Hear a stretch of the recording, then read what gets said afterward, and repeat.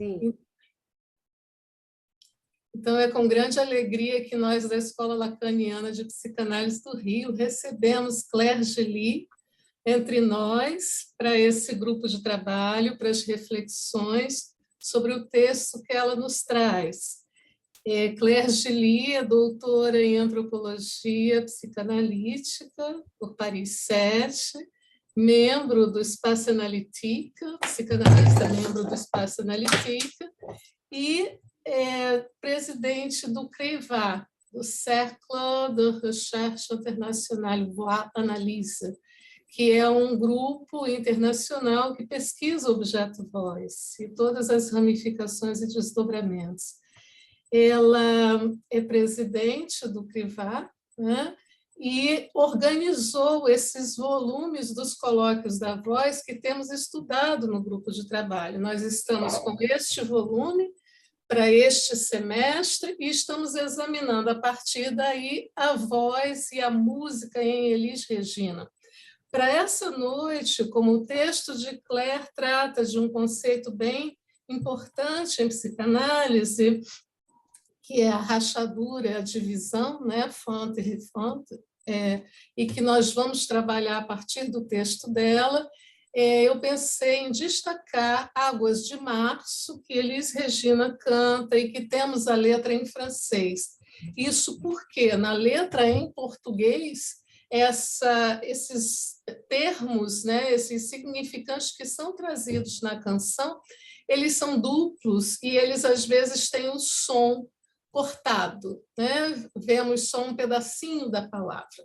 Então, o texto de Claire, eu acho que vai nos elucidar bastante, a refletir, a trazer outros desdobramentos para as nossas reflexões. Com a palavra, Claire Geli, c'est un plaisir de te recevoir ici, Claire. Je parlais un petit peu de ton curriculum, ta biographie, qui est immense. Je fais seulement le pont que nous avons sous la divulgation de ce groupe de travail. Et nous sommes très contentes. Je remercie a Emília Lobato, que é membro da escola lacaniana. Emília, merci beaucoup pour ton aide, parce que la traduction serait impossible pour moi sans ton aide. Merci beaucoup.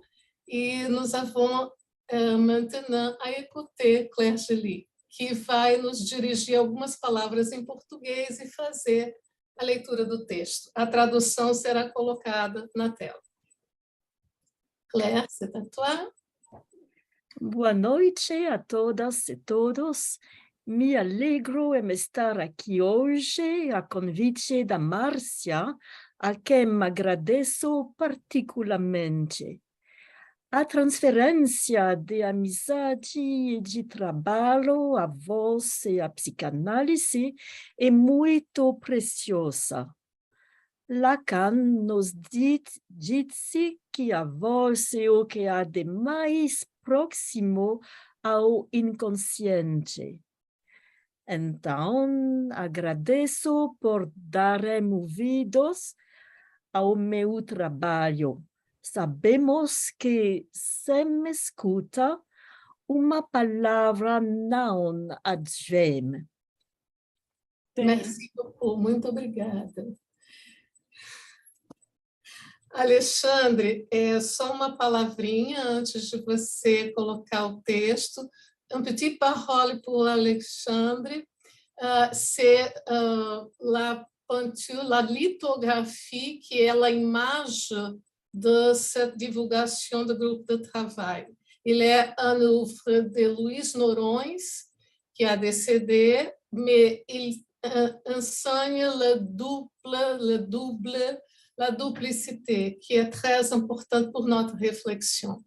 Essa litografia é de Luiz Norões e é um trabalho muito interessante porque mostra algo do duplo. Litografia, inclusive, é uma técnica que trabalha com o princípio da rejeição de óleo e água, né? Aprendi sobre isso. Então, acho que é bem pertinente para o que nós vamos escutar no texto. Allons-y, Alexandre. Ok.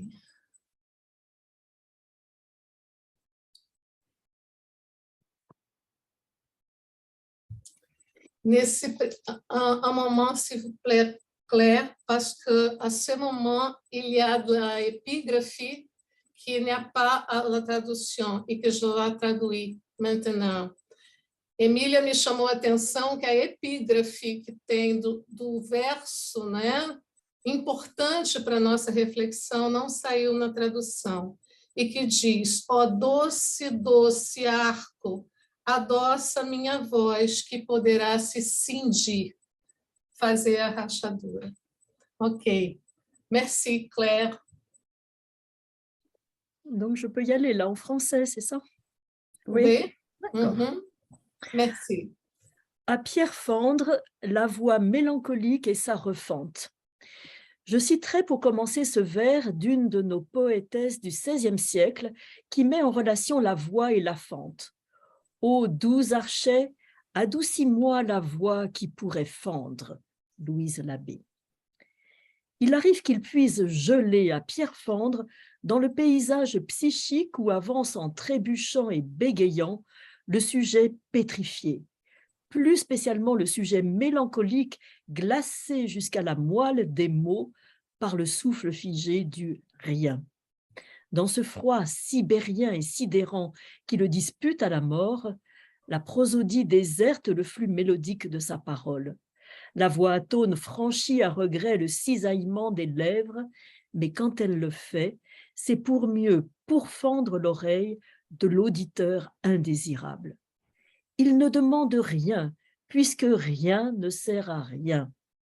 Sa parole parcimonieuse, il ne peut ni ne veut la déposer dans l'urne auriculaire de l'autre, car perdre ce rien serait se dépouiller de son unique trésor.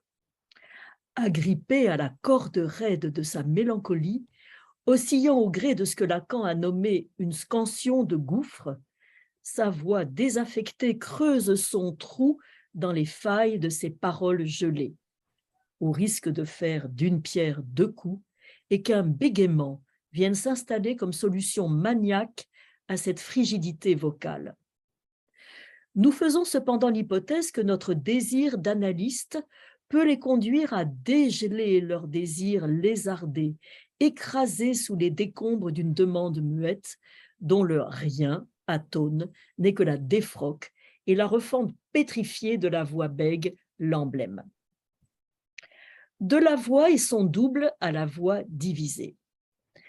La réflexion qui a présidé à la conception de ce texte oscille entre redoublement et division. L'écho est un doublement dans sa matérialité sonore. Mais dans quelle mesure chacun se double, se dédouble ou se divise-t-il? Que peut répondre à cela le sujet de l'inconscient, tandis qu'il chemine d'une association de pensée à l'autre?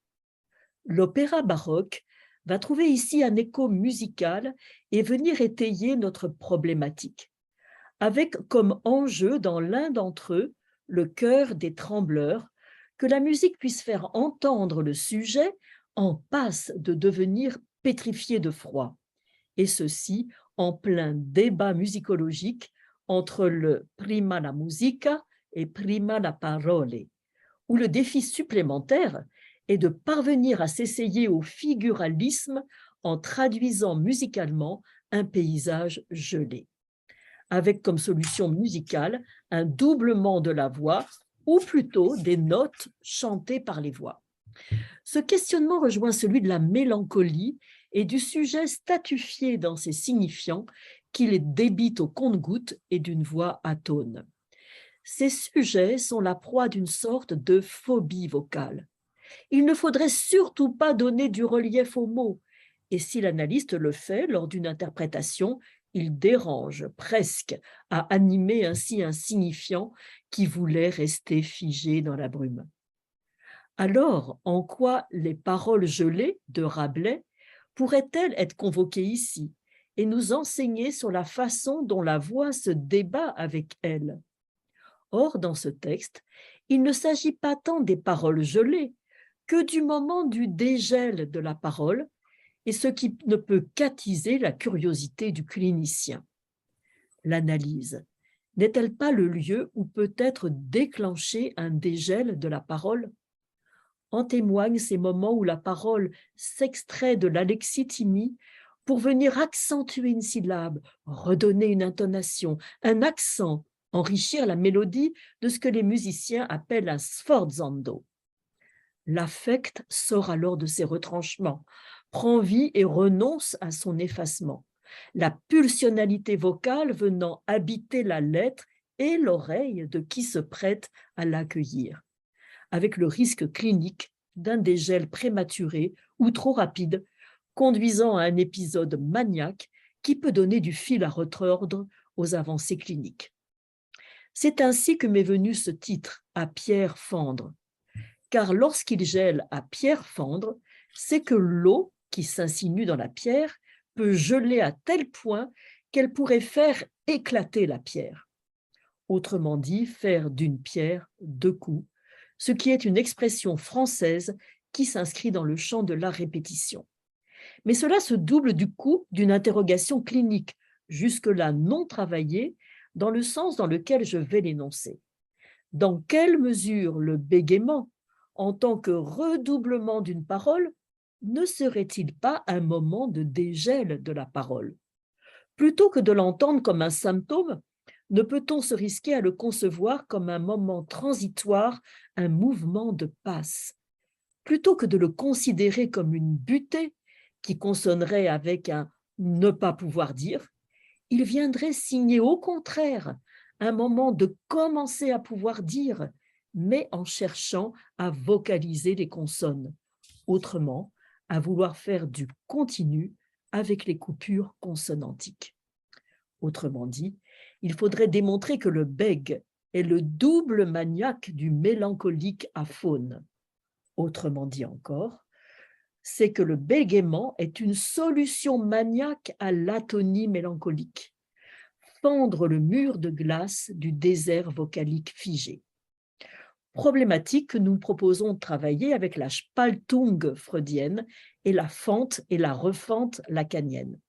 Nous y reviendrons plus loin, tout en sachant que la réflexion mériterait de développer une thèse sur ce sujet, alors que l'intervention doit céder aux limites temporelles qui font elles aussi coupure. Derrière les trémolos et les staccatos du cœur des trembleurs, pétrifiés par le froid, vient poindre le tremblement mortifère du mélancolique condamné à la répétition, jusqu'à buter sur la lettre comme le présentifie le sujet bègue. De même que Rabelais met Panurge et Pantagruel face à un phénomène hors du commun, des paroles gelées et leur interprétation. Nous ne pourrons le développer ici et nous renvoyons au texte entier qui figure dans notre ouvrage présenté et travaillé ici par Marcia Sirigliano. De la fente et la refente du sujet. Dans l'introduction de cet ouvrage, nous rappelons que Freud utilise l'expression zweischneidig, coupé deux fois, où on entend déjà très bien la fente et la refente telle que la reprendra Lacan. Cela signifie soit couper en deux, soit être fendu deux fois. Ce zweischneidig a pour corollaire le zweideutig, ce qui se comprend deux fois, autrement dit le double sens. Quelles sont les assises lexicales de ces termes qui mettent face à face un objet fendu et de l'autre un sujet divisé? Nous ne nous attendrons pas sur le terme fente, sinon pour rappeler que la fente d'une meurtrière insiste sur ce passage étroit et étranglé, tandis qu'on utilise également le mot fente pour désigner une rupture généralement provoquée par un élément. Occasion de souligner que rencontrer une fente dévie le cours des choses. L'équivalent allemand est spalten, cliver, scinder, diviser, fendre, se fendre, partager, fissionner, fissure, extraction, déliter, qui donnera la fameuse Spaltung dont s'est saisi Freud. Par contre, le terme refente dérive en droite ligne d'un verbe tomber en désuétude, refendre, et qui inscrit donc la répétition de l'acte de fendre, fendre de nouveau. Par contre, On l'utilise encore dans le sens de fendre ou scier, généralement dans le sens de la longueur, et par extension, diviser, couper et ou recouper, par exemple un tronc d'arbre. On peut également réaliser la refente des petits pavés ou des ardoises. Dans le domaine des métiers de la reliure, il s'agit de couper dans le sens de la longueur à l'aide du massicot. Dans les métiers liés à la peau et au cuir, le refendage est une opération consistant à diviser en plusieurs épaisseurs le cuir et permettant de séparer ainsi la fleur côté poil et la croûte côté chair. Ce qui nous permet à nouveau de retrouver cette expression entre cuir et chair que nous avons déjà commentée. Dans le domaine agricole, enfin, il s'agit de labourer dans le même sens que précédemment, mais en faisant passer la charrue entre les sillons du premier labour.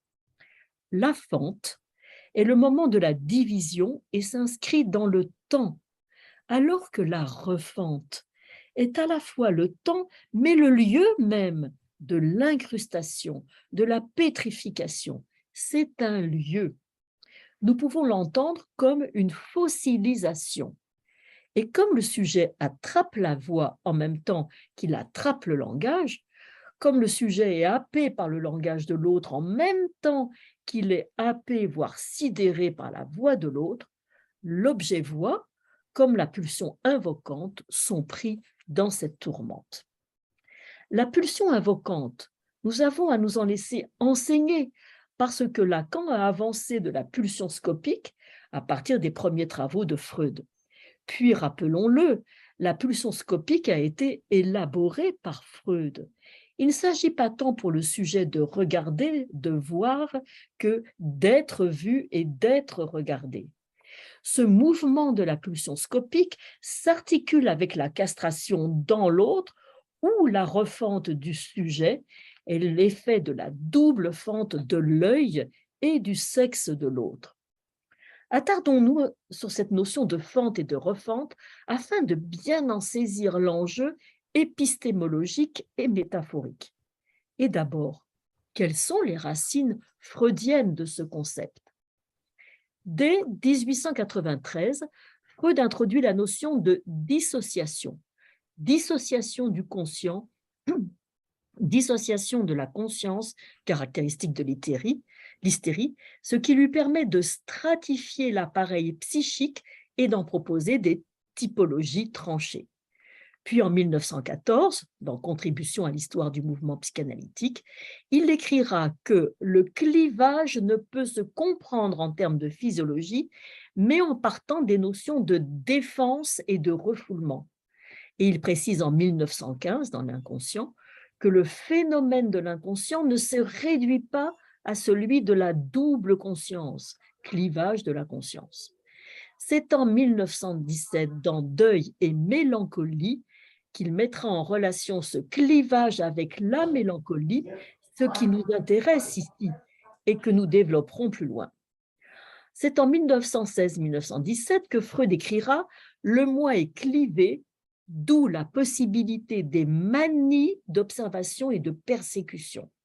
Puis en 1921, dans Psychologie des masses, là encore, il parle des mélancolies au pluriel, disant qu'elles nous montrent le moi partagé, dissocié en deux parts, dont l'une fait rage contre l'autre.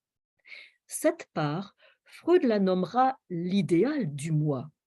En 1927, dans le texte sur le fétichisme, Freud démontre comment on peut scotomiser une réalité, c'est-à-dire qu'un courant de la vie psychique la dénie tandis que l'autre la maintient. Autre forme du clivage, alors que dans la psychose, le courant fondant sur la réalité a vraiment disparu. C'est dans ce texte aussi qu'il va mettre en relation le clivage et le fétichisme. Question qu'il reviendra à Paul-Laurent Assoun de développer dans son dictionnaire des œuvres psychanalytiques. Mais cela permet de souligner que cette scission en deux parts nous renvoie à la double découpe épistémologique et donc au double tranchant. La notion de clivage du moi est dégagé par Freud principalement dans les articles sur le fétichisme en 1927, le clivage du moi dans le processus de défense en 1938 et dans l'abrégé de la psychanalyse en 1938. C'est donc bien dans le cadre de sa réflexion sur les psychoses et le fétichisme que Freud va dégager l'existence du mécanisme du déni, dont le prototype est le déni de la castration. Chez Freud, outre la notion de Spaltung, on rencontre la notion de Ich-Spaltung, clivage du moi, que Laplanche et Pontalis présentent ainsi dans leur vocabulaire de la psychanalyse, la coexistence au sein du moi de deux attitudes psychiques à l'endroit de la réalité extérieure en tant que celle-ci vient contrarier une exigence pulsionnelle. L'une tient compte de la réalité, l'autre dénie la réalité en cause et met à sa place une production du désir. Ces deux attitudes persistent côte à côte sans s'influencer réciproquement. Malheureusement, les avancées de la psychanalyse vont changer cette arithmétique inconsciente, puisqu'à la fin du XIXe siècle, on va surtout privilégier les termes de dédoublement de la personnalité, de double conscience et de dissociation. Il faut bien comprendre qu'avec Freud, l'inconscient se sépare du conscient par l'action du refoulement, double tranchant du refoulement, ou la notion de retour a ses lettres de noblesse, puisqu'il y a bien retour du refoulé dans un temps autre.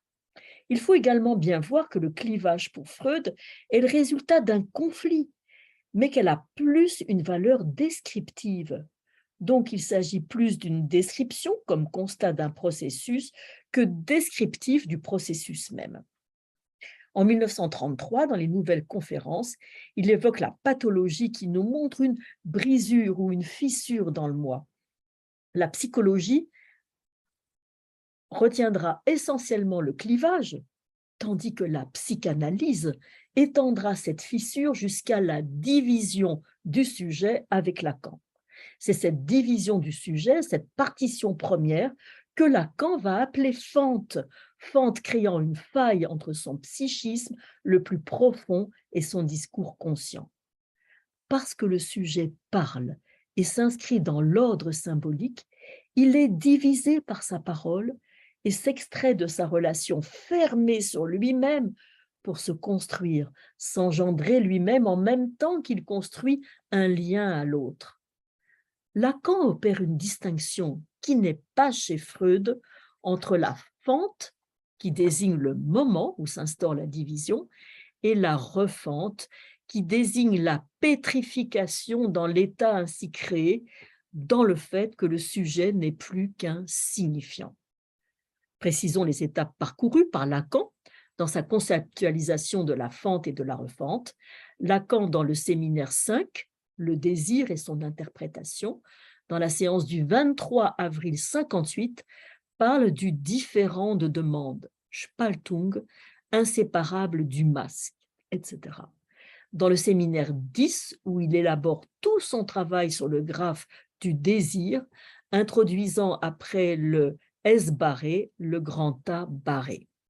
Dans le séminaire 16, d'un autre à l'autre, à la séance du 8 janvier 69, il introduit le Entzweiung, la scission. En fait, il ne l'introduit pas parce que déjà dans le séminaire 12, problèmes cruciaux pour la psychanalyse, dans les séances du 9 juin et du 16 juin 65, il avait là développé la question de la division figurée par la bande de Mébius. Il faut se référer au séminaire 6, le désir et son interprétation, le séminaire 13, l'objet de la psychanalyse, le séminaire 16, d'un autre à l'autre, et le séminaire 19, le savoir du psychanalyste, pour voir développer cette question de la fente en lien avec la fente du regard et la fente du sexe. Le sujet a besoin du langage pour se constituer comme par-l'être, mais au risque de s'y aliéner et d'y perdre sa vérité. C'est ce qu'il mène en analyse, la voix perdue, témoignant souvent de cette parole perdue. Spaltung pour Freud, sujet divisé ou fente du sujet pour Lacan, c'est à regarder en face la béance de cette faille que le sujet pourra ne pas y rester engouffré, évoquant ce qu'annonce Lacan du manque de l'objet absolu comme source sans cesse renouvelée du désir. Marc-Alain Descamps précise: cela se marque par la béance, la fente et la refente. La béance est l'incomplétude que le sujet cherche à combler par le désir de l'autre et les identifications successives. La fente, qui est entre le masque du langage et le dessous du masque, cause l'éclipse du sujet dans son discours. Autrement dit, entre cuir et chair, comme nous l'annoncions dans l'argument initial du colloque à l'époque, la refente et la pétrification de la fente par lequel le sujet figé dans son rôle n'est plus que signifiant.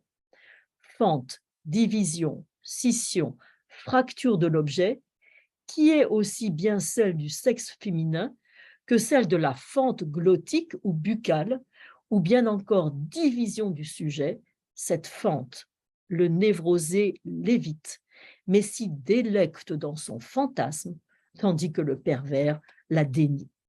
Cette refente du moi au clivage du moi, c'est ce qu'exprime Louise Labbé dans la citation que nous avons mise en exergue: « Ô doux archet, adoucis-moi la voix qui pourrait fendre ».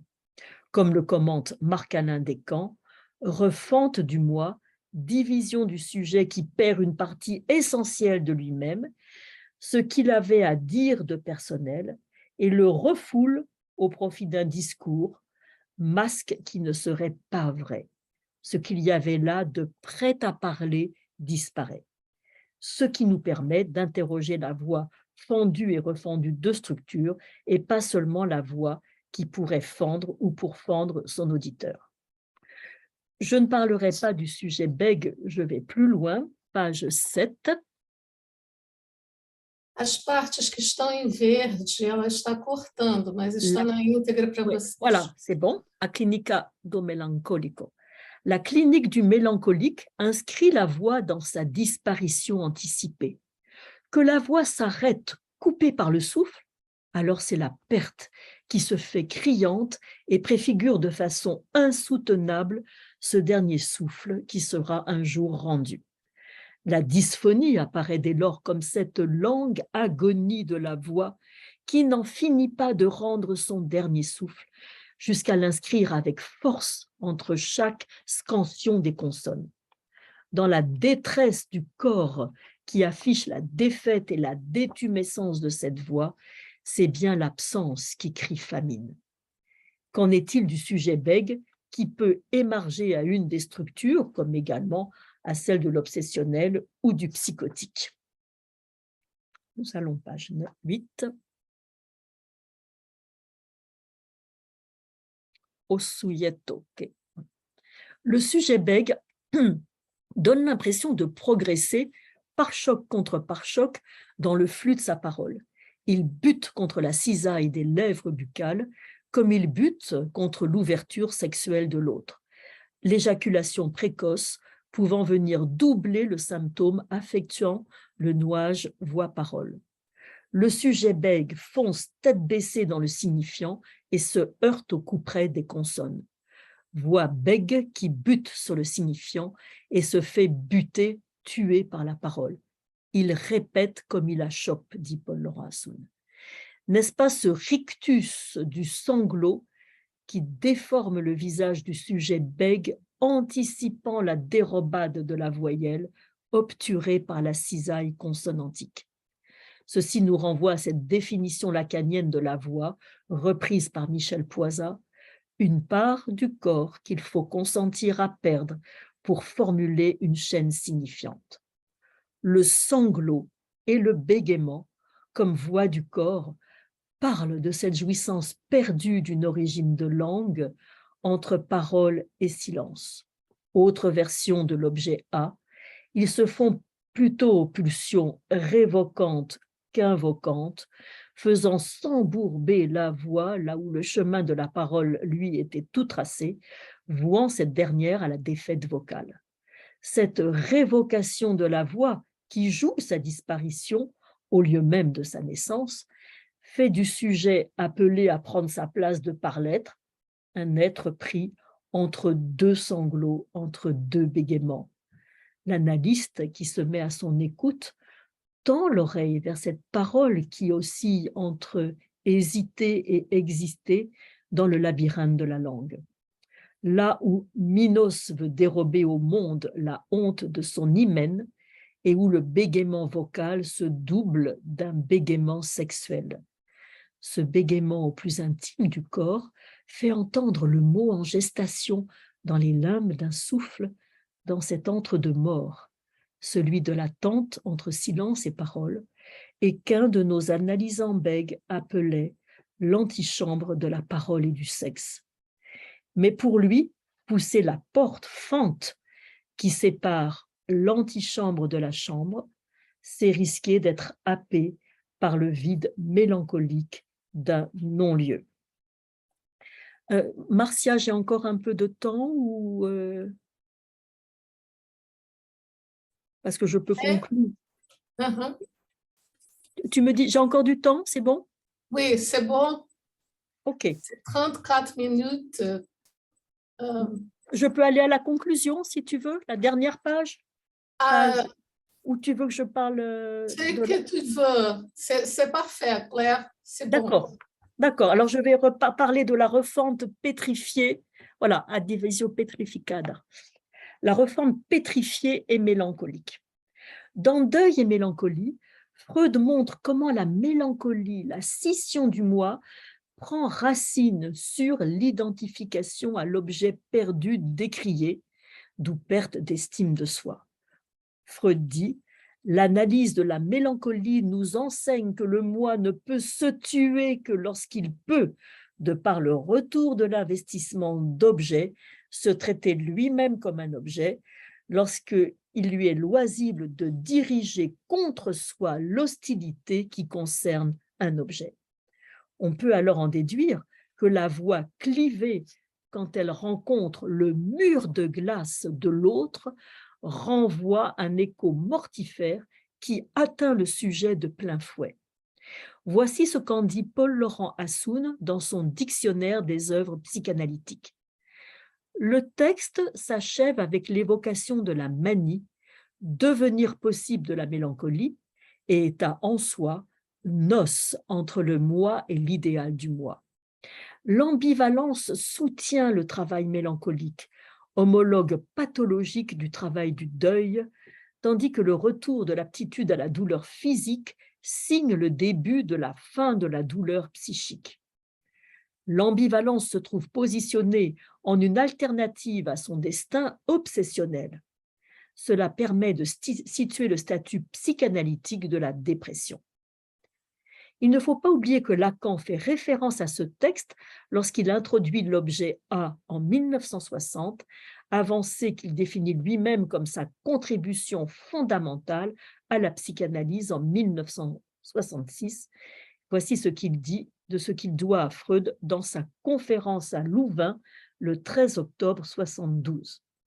Si un jour j'ai inventé l'objet A, c'est que c'est écrit dans Deuil et mélancolie. Il ne faut pas oublier non plus qu'il créera une dérivation conceptuelle à la relation d'objet en pointant la dimension du manque inhérent à cette notion. Il faudra se méfier par contre de cette notion de faille narcissique qui a été inlassablement exploitée par la postérité freudienne au prix de méconnaître que c'est dans la mélancolie qu'elle a son prototype et sa validité propre. C'est pour cela que je trouvais absolument fondamental de refaire le mariage détricoté par la postérité entre faille, coupure, objet A, mélancolie. Cette béance ouverte sur le rien, c'est ce que Lacan nous a appris à entendre, non pas du côté du manque, mais du côté du vide et du gouffre qui engloutit le sujet en même temps que son objet qui lui échappe des mains. Gouffre de la souffrance, sur lequel s'avance le sujet mélancolique comme un funambule, trébuchant sur le fil névrotique de son fantasme ou le fil de rasoir de la psychose. Cette négation du grand autre, Lacan nous dit dans son séminaire sur le transfert, qu'elle serait pour lui l'équivalent d'une automutilation qui ne ferait que le renvoyer à son propre drame fondamental. Car désirer, c'est avoir à se constituer comme sujet, et pour lui la seule place d'où il puisse le faire est celle qui le renvoie à son gouffre. L'angoisse apparaît au moment où le désir fait du sujet quelque chose qui est un manque à être, un manque à se nommer. Certains de nos patients, comme l'Aimé de Lacan, conjuguent leur espace poétique avec une scansion de gouffre. Le lac figé que nous avons rencontré avec Lully et Purcell peut se fendre sous le poids du fantasme. C'est bien une version du gouffre, sorte de puits sans fond qui aspire le sujet. Mais il nous faudrait encore mettre au travail notre hypothèse de départ, à savoir que le bègue serait le double maniaque du mélancolique aphone. Autrement dit encore, c'est que le bégaiement serait une solution maniaque à l'atonie mélancolique. Façon de fendre le mur de glace du désert vocalique figé. Il semblerait de ce qui précède que le sujet bègue émargerait aussi à la mélancolie. Mais être bègue n'est pas l'emblème d'une structure, et au un par un, ces sujets ont maille à partir avec les différentes structures, et ce serait une erreur clinique que parvenir à une généralisation. L'incorporation mélancolique permet au sujet, en s'attaquant lui-même, de ne plus avoir de compte à rendre à personne, ce qui lui permet de combiner jouissance et cruauté.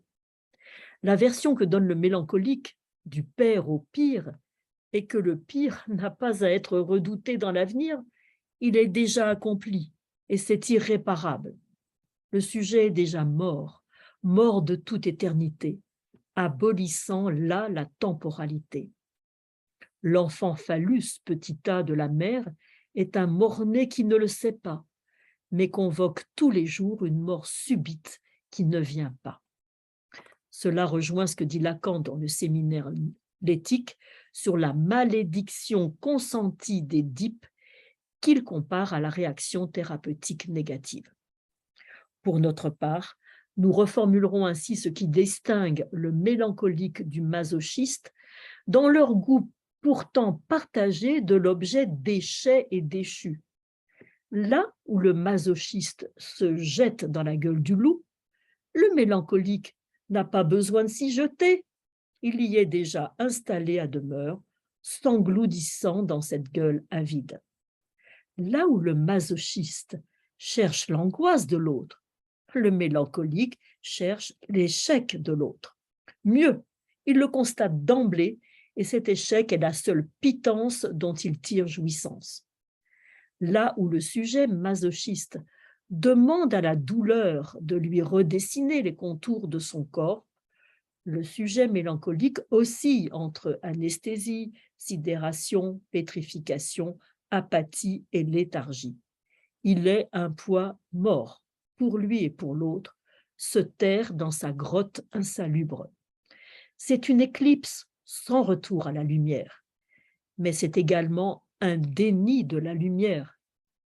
Mais si le masochiste arme le bras du maître contre lui, le mélancolique, lui, n'a pas la force de se saisir de l'arme et n'a pas de maître. Il a abdiqué devant son idéal du moi. Il a déjà tranché doublement dans l'objet et dans le sujet qu'il est ou est chahuté.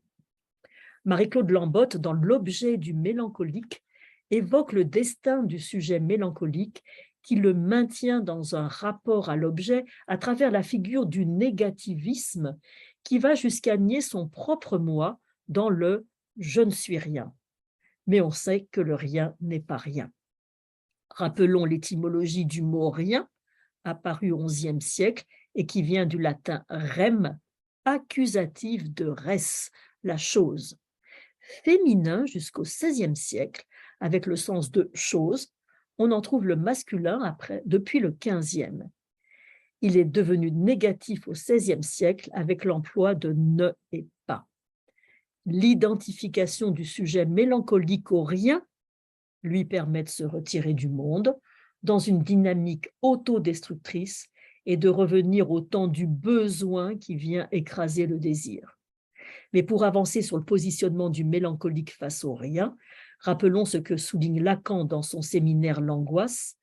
Derrière l'image, il y a un objet réel qui, dans la fonction du voile, s'appelle le rien. Comme le précise Gisèle Chaboudez, le mélancolique ne méconnaît pas cette présence de l'objet derrière l'image, et c'est dans cette mesure même qu'il tente de l'atteindre en attaquant sa propre image. Lacan propose dans son séminaire L'angoisse de comprendre la différence entre la mélancolie freudienne et le deuil en faisant appel à la distinction entre l'objet A et l'image de A, I de A. Chez le mélancolique, c'est l'objet qui triomphe, objet A qui le transcende, dont la commande lui échappe et dont la chute l'entraînera dans la précipitation suicide, comme nous l'avons rencontré dans l'opéra Isis de Lully. Cette néantisation symbolique, elle court-circuite, fige, gèle, pétrifie les interprétations de l'analyste et la chaîne associative de l'analysant. Et le sujet mélancolique pourra dire avec Samuel Beckett dans L'Innommable, « À moi maintenant de faire le mort, à moi qu'ils n'ont pas su faire naître, et ma carapace autour de moi pourrira. » Mais c'est entièrement une question de voix. Toute autre métaphore est impropre. Ils m'ont gonflé de leur voix tel un ballon, j'ai beau me vider, c'est encore eux que j'entends. Je finirai donc avec cet Innommable de Beckett qui fait le lien entre le cœur des trembleurs, les paroles gelées de Rabelais, la cold song, le sujet bègue et la refente mélancolique de la voix. Laissons parler Beckett. C'est peut-être ça que je sens, qu'il y a un dehors et un dedans, et moi au milieu. C'est peut-être ça que je suis, la chose qui divise le monde en deux. D'une part le dehors, de l'autre le dedans. Ça peut être mince comme une lame. Je ne suis ni d'un côté ni de l'autre, je suis au milieu. Je suis la cloison. J'ai deux faces et pas d'épaisseur. C'est peut-être ça que je sens. Je me sens qui vibre. Je suis le tympan, d'un côté c'est le crâne, de l'autre le monde. Je ne suis ni de l'un ni de l'autre. Pour continuer plus loin, ce sera l'endroit, le silence, la fin, le commencement, le recommencement, comment dire? Ce sont des mots. Je n'ai que ça, et encore ils se font rares. La voix s'altère. À la bonne heure, je connais ça. Je dois connaître ça. Ce sera le silence. Faute de mots, plein de murmures, de cris lointains, celui prévu, celui de l'écoute, celui de l'attente de la voix. Les cris s'apaisent comme tous les cris, c'est-à-dire qu'ils se taisent. Les murmures cessent, ils s'abandonnent. La voix reprend. Elle se reprend à essayer. Il ne faut pas attendre qu'il y en ait plus de voix, qu'il en reste plus que le noyau de murmures, de cris lointains. Il faut vite essayer avec les mots qui restent. Essayer quoi? Je ne sais plus. Ça ne fait rien. Je ne l'ai jamais su. Essayer qu'ils me portent dans mon histoire, les mots qui restent, ma vieille histoire, que j'ai oubliée loin d'ici à travers le bruit, à travers la porte, dans le silence. Ça doit être ça. C'est trop tard. C'est peut-être trop tard. C'est peut-être déjà fait. Comment savoir? Je ne saurai jamais.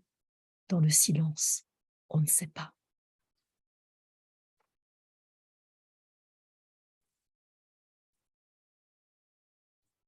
Merci beaucoup, chère Claire, parce que la musicalité de ta voix, n'est-ce pas, Emilia, quand on lit, Oui, nous quand on importe. écoute, et d'autres choses.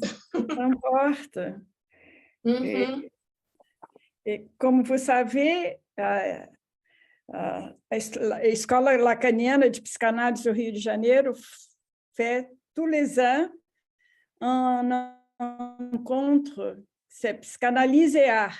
Et alors, c'est très convenable d'avoir l'année prochaine, si vous venez, d'être chez nous pour qu'on puisse profiter de vos paroles. Parce Le que mois vous de finissez septembre, avec n'est-ce pas? Beckett. Oui, vous finissez avec Beckett, avec ses paroles magnifiques qui traitent très bien la liaison entre art et psychanalyse. Emília, Oui, c'est le mois de septembre. É Là, o mois de ciranda setembro, c'est ça. Ça s'appelle Oui. Ciranda de Psychanalyse et Art. Ciranda de Psychanalyse et Art. si vous pouvez venir au mois de septembre, ce sera mieux pour nous. De venir dans le Zoom ou de venir au Brésil? Dans Au les Brésil. Zooms. Dans les Zooms. D'accord, ça Dans sera les très Zoom. bien. Parce que Teresa, elle a l'intention d'arriver au Brésil au mois d'août, l'année prochaine. Et alors, L'année j'ai dit, prochaine ou cette année-là? Eu Não, entendi août, que era agora. août, agosto. Ah, o no mois mês de d'août. agosto. Oui, au mois Mas d'août. nós fazemos o encontro na terceira semana de setembro, Emília. Oui, justement, je l'invite, au lieu de venir au mois d'août, qu'elle vienne en septembre. Alors, je viendrai 2 mois. Oui, il est double. Je ne peux pas laisser mes patients. Je peux pas les laisser. Oui.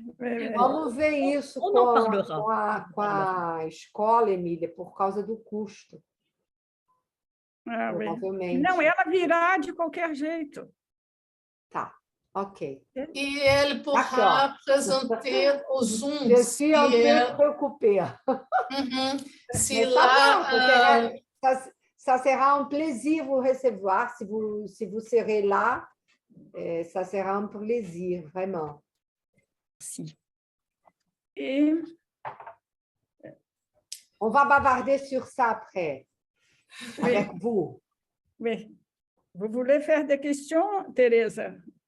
Moi aussi, moi, oui. J'aimerais faire une question. Vocês querem que eu faça em português e vocês traduzem? como Acho você melhor. preferir. Emília está ajudando, como preferir. Eu acho melhor. Ok.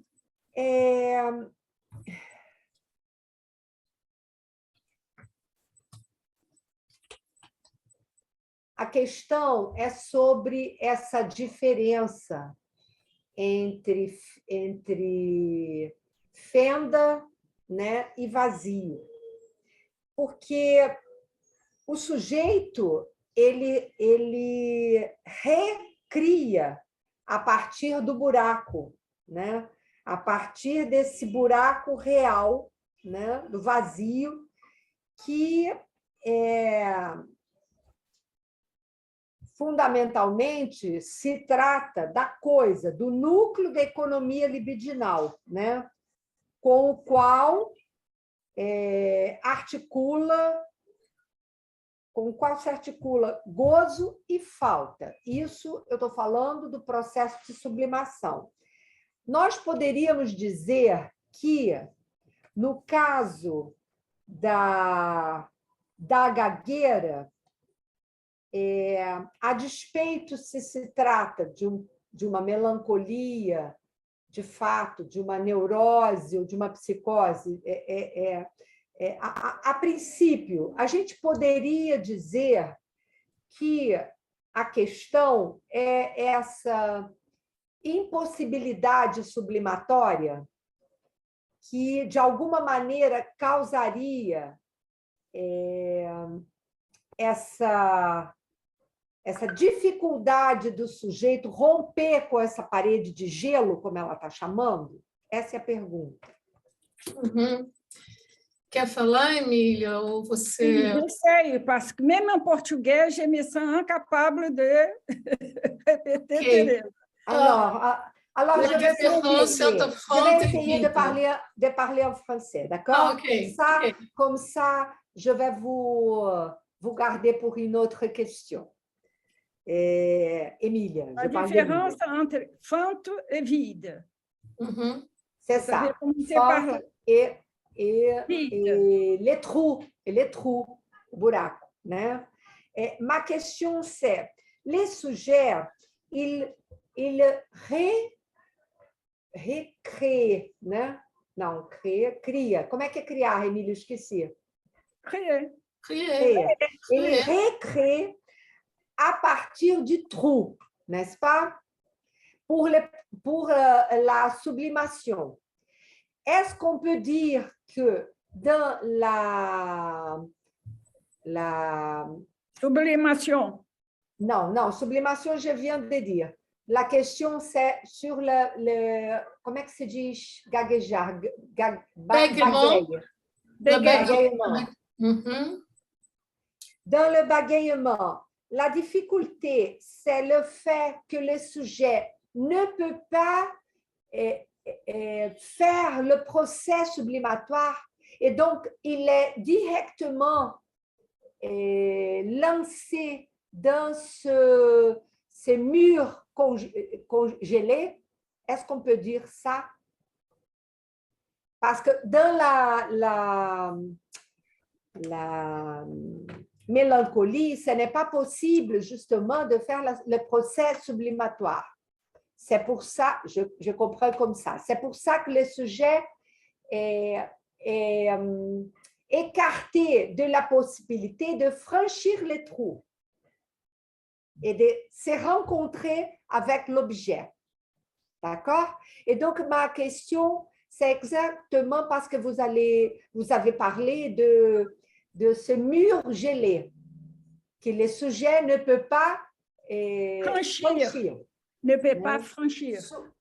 Donc, je voulais savoir s'il y a donc dans la bagaille un problème d'impossibilité de sublimation. À la fin, c'est ça. Mon français, ce n'est pas bien pour faire ma question, très complexe. Bon, alors, il y a beaucoup de choses, il y a plusieurs facettes dans cette question. Il y a le trou, la fente, aussi, Oui. le vide, il y a ça d'un côté. Et puis, il y a ce franchissement ou pas ce franchissement d'un mur qui est là. Alors, je partirai peut-être pour répondre d'une image clinique que vous connaissez bien, puisque c'est Jean-Michel Vives, que tout le monde connaît bien parmi vous. Et Jean-Michel Vives avait dit que le sujet mélancolique revient sur son vide. Tradução. O sujeito melancólico vem para o seu buraco, para o seu vazio. Ele volta para si mesmo, para si próprio. Seu vazio. Il revient sur soi-même. Oui. Il revient sur soi-même. Revient sur soi-même parce qu'il rencontre le regard vide de l'autre, plus spécialement de la mère, que de rencontrer le regard vide de la mère. Un moment pour la traduction. Ele retorna sobre si mesmo porque ele se depara com o olhar vazio da mãe. Da mãe, o olhar vazio da mãe. Donc, moi, de cette observation, j'ai cherché l'équivalent pour la voix. Então, da minha parte, eu procuro um equivalente para a voz. Pode Não falar, do olhar, mas da voz. Isso, d'accord. Moi, j'ai surtout travaillé sur l'aphonie, et on peut penser que l'aphonie, c'est le rien vocal. Alors, d'un point de vue sonore, il n'y a pas de voix, c'est le rien vocal, mais pour Lacan, c'est l'objet petit a. C'est-à-dire que dans l'aphonie, c'est là que l'objet petit a se fait le plus entendre comme appel. Et si l'enfant appelle vers la mère et rencontre le mur du regard, mais l'oreille fermée, pétrifiée de la mère, il va se replier lui-même et ça peut expliquer l'aphonie mélancolique. Traduz, Emília? Sim. Ela faz uma equivalência entre o olhar e a voz. E se a criança encontra esse olhar da mãe petrificado, ele, de certa forma, ensurdece. Mas eu acho que tem mais uma coisinha, Emília. Ela trabalha com afonia. Isso. Sim, ela faz essa equivalência com a voz. Então, esse vazio vocal ela pensa nesse objeto pequeno A, né? Chamado, lapel, chamado. Né? E aí ele não encontra, escuta, né? Ele encontra o muro. Porque o objeto A vem em resposta, né? Aquilo que o sujeito encontra no olhar do outro. Quando esse olhar é vazio, o objeto A, que é destacado do outro, não comparece para ocupar esse lugar do vazio. Então, o sujeito é que cai no vazio. D'accord, Claire? Fala para ela isso. Não, ela disse ça. Ela disse ça. Et alors, je travaillais sur la phonie, mais j'ai reçu des patients bègues et j'ai enseigné à l'université sur le bégaiement où on m'a fait taire en disant que le bégaiement est neurologique et ne concerne pas la psychanalyse. Ça m'a forcé à travailler. Emília ou Márcia, faz a tradução aí, por favor. É dito, né, que a gagueira, porque ela trabalha com os afônicos, mas trabalha também na universidade, ela deu aulas sobre gagueira.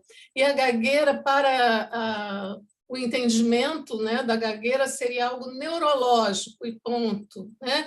E ela vai adiante dizendo que isso concerne a psicanálise. E concerne a psicanálise a partir desse ponto que ela defende no texto. Ok. C'est là que j'ai interrogé la question du bégaiement, car dans l'aphonie, la voix reste au niveau de la glotte, ici dans le trou de la glotte, et n'a pas besoin de franchir les lèvres. Tandis que le trouble dans le bégaiement, la voix, elle sort très bien, c'est pas là que ça se passe, c'est au niveau de la fente des lèvres. Il y a le trou de la gorge, il y a la fente des lèvres. Et il y avait quelque chose où, quand je disais tout à l'heure qu'on fait du continu avec les consonnes, c'est comme s'il y avait une inversion pour le sujet bègue, et par exemple pour dire bègue, il va faire bègue, c'est-à-dire qu'il va, c'est comme si le B ne pouvait pas couper. La consonne qui coupe devient continue. Então, a nível, para a afonia, a coisa se passa aqui, a nível da glote, né? Então, não há essa expressão dos lábios, que ela fala franchir, eu não me lembro o que é, mas, enfim. Liberar é ultrapassar. Isso. E lá na gagueira, o que acontece é que isso se dá nos lábios, né? Isso ultrapassa. E essa seria a fenda. Né? A quebra pelas consoantes. E a consoante que faz corte, né? Que faz corte quando nós falamos, ela aqui na gagueira, ela fica num contínuo, fica assim, né? Se repetindo num contínuo. Uau, acho que foi. C'est très intéressant parce qu'il s'agit de deux trous. Les trous de là et les trous de la gorge. Exactement, et j'ose dire que c'est une erreur de Lacan. Lacan va m'excuser, mais c'est qu'il parle du trou de la bouche et du trou de l'oreille. Mais il y a trois trous. Il y a le trou de la gorge qui fait la voix, il y a ici le trou des lèvres qui fait les consonnes, les signifiants sont là. La voix, les signifiants, l'oreille de l'autre. C'est vrai. Ok, a voz, o significante e o ouvido do outro é a aposta que ela faz, né? Ela vai um pouco além do que o Lacan coloca. Tá? Acho que por isso que Emília disse que Lacan ficaria muito feliz de escutar o texto dela. C'est pourquoi Emília a dit, Claire, que Lacan serait très heureuse de t'écouter. On peut dire alors qu'il s'agit d'une interruption du circuit pulsionnel, parce que le regard de la mère, ce n'est pas un regard. N'est-ce pas? Et que l'oreille de la mère n'est pas une oreille. L'oreille de la mère, ce n'est pas une écoute. Oui. Oui, c'est très intéressant, très intéressant. Vamos lá. me ajuda no português para o pessoal entender, né? Então, o olhar... C'est une manque de l'oreille, c'est une manque de regard. Há uma falta na orelha, né, no ouvido, uma falta no olhar. O olhar da mãe não é um olhar. Obrigada, Tereza. E a escuta não é escuta. Não é uma escuta. E você tem uma questão, Tereza Meloni. As duas coisas. Você tem uma questão, né, Tereza Meloni? Vamos lá. Tereza tem. Sim. Que a gente já está ultrapassando o tempo, quase 5 minutos. Então, deixa eu ver elas se eu consigo fazer de uma maneira que vocês consigam também traduzir. Em primeiro lugar, eu fiquei maravilhada com a sua enunciação, com a sua capacidade de transmissão, vraiment impressionante. E segundo, o que eu queria colocar de questão, a mim me parece que você privilegia a questão da melancolia, até como você encaminha, tratando pelo objeto A e tal, você privilegia a questão da melancolia para tratar a voz. Como nós sabemos, a questão da voz, né, a pulsão invocante, ela é fundante da estrutura do sujeito, ok? Eu pergunto se, por acaso, você pensou que a melancolia, para além daquilo que ela pode ser, digamos, uma patologia, entre aspas, uma boa palavra, se você pensou na melancolia como uma operação também fundante. Compreenderam? Eu posso tentar traduzir. Eu posso tentar. Pode ser, Emília? Você me ajuda? Pode. Vamos lá. Eu percebo. Fala, que eu preciso traduzir um pouco. Eu percebo à vous. Je commence pour la pulsion invocante, que c'est la fondateur, la fondation. Fondatrice, merci. Et Tereza Meloni demande si la mélancolie, on peut penser... Pardon. Il y a une question première. À moi, je pense que Claire a privilégié, a ressalté l'importance de la mélancolie pour traiter la voix. Donc, OK, pour traiter la voix. Donc, ta question, Thérèse, est-ce qu'on peut penser la mélancolie comme fondateur aussi, fondatrice aussi? Une opération fondatrice de la constitution du sujet, non seulement une question d'une pathologie. Non, bonne pas la parole, mais pathologie. Pathologie. Compris, Claire? Non, je n'ai pas compris la question parce que moi, la question de la mélancolie, j'ai fait la comparaison entre la mélancolie et le masochisme, c'était en termes de structure. C'était par rapport à la structure parce que pendant des années, j'ai beaucoup travaillé la voix par rapport au masochisme. Voilà. Mais là, j'avais trouvé que le bégaiement, qui se doublait de ce que j'appelle un bégaiement sexuel, c'est-à-dire que même le lien est coupé avec l'autre. Et il y a quand même dans la mélancolie le spectre du suicide, ce qu'on n'a pas dans le masochisme. Il joue à mourir, mais il ne meurt pas, tandis que le mélancolique va. C'est-à-dire pour le clinicien, c'est terrible de savoir qu'il y a ce risque du suicide. Et donc, ce sont les sujets bègues qui m'ont amené, eux, à m'interroger. Ce n'est pas un discours de vérité de ma part, ce sont des hypothèses, hein. Ce n'est pas une vérité, sur le fait qu'il y avait aussi à travailler, que le bégaiement amenait à travailler la question de la mélancolie et de la voix dans la mélancolie. Tradução, s'il vous plaît. Oui.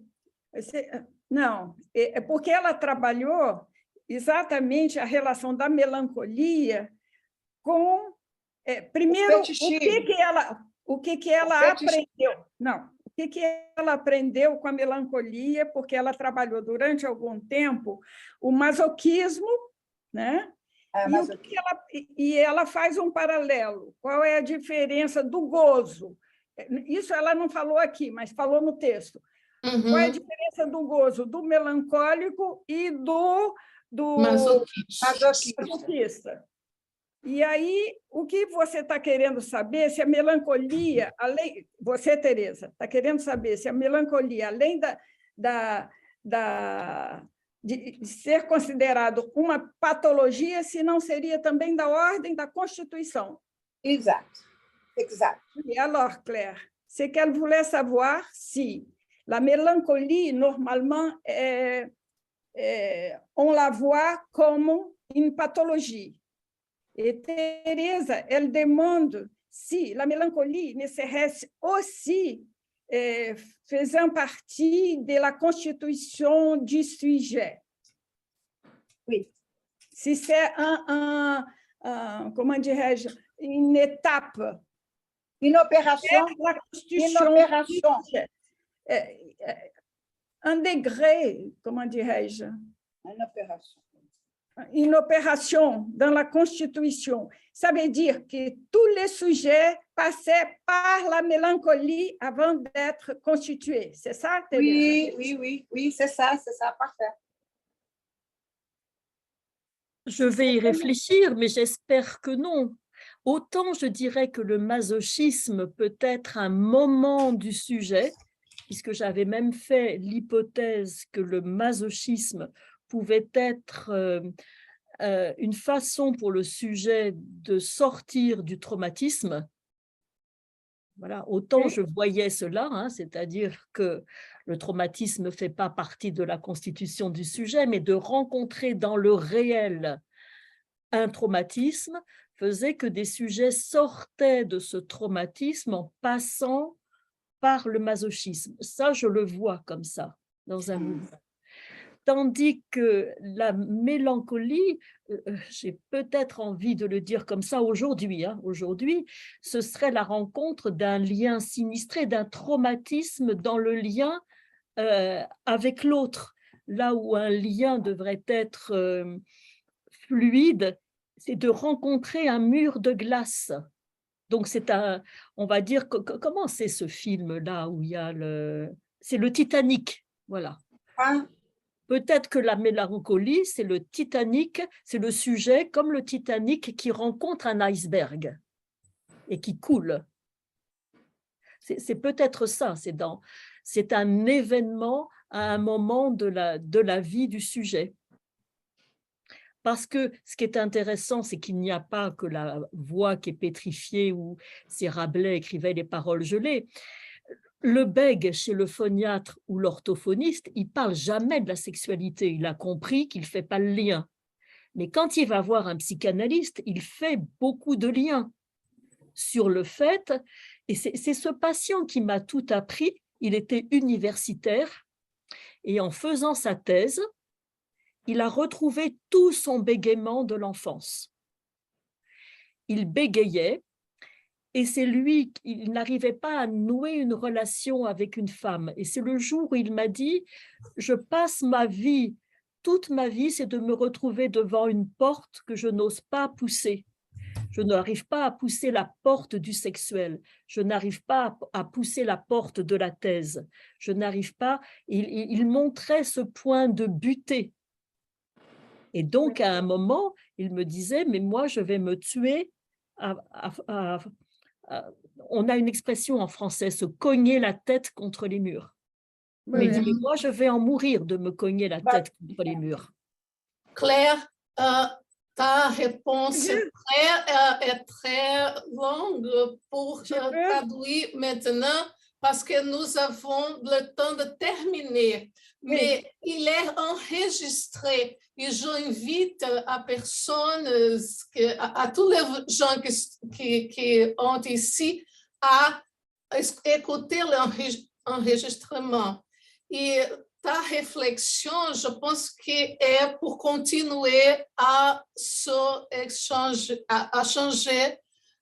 notre réflexion ici. Je te remercie vraiment. Je laisse la parole à Emília pour finir, mais nous avons d'autres réunions maintenant.